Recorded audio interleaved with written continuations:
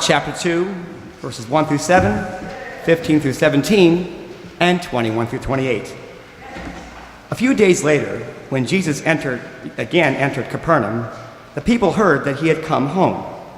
They gathered in such large numbers that there was no room left, not even outside the door, and Jesus preached the word to them. Some people came, bringing a paralyzed man to Jesus, carried by 4 of them. Since they could not get to Jesus because of the crowd, they made an opening in the roof above Jesus by digging through it and then lowering the mat the man was lying on. When Jesus saw their faith, he said to the paralyzed man, "Son, your sins are forgiven." Now some teachers of the law were sitting there, thinking to themselves, "Why does this fellow talk like this? He's blaspheming. Who can forgive sins but God alone?"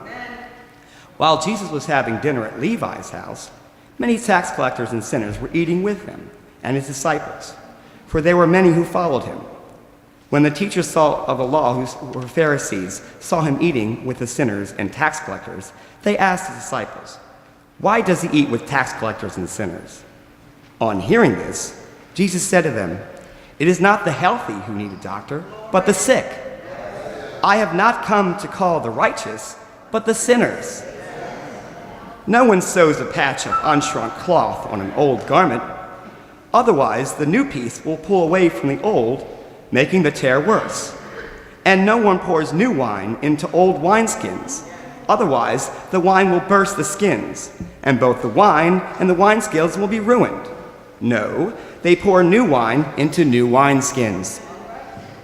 One Sabbath, Jesus was going through the grain fields, and as his disciples were walking along, they began to pick up some heads of grain. The Pharisees said to Jesus, "Look, why are you doing what is unlawful on the Sabbath?" Jesus answered, "Have you never read what David did when he and his companions were hungry and in need? In the days of Abiathar, the high priest, David entered the house of God and ate the consecrated bread, which is lawful only for priests to eat. And then he also gave some to his companions. Then Jesus said to them, 'The Sabbath was made for human beings, not humans for the Sabbath. So the Son of Humanity is Lord even of the Sabbath.'"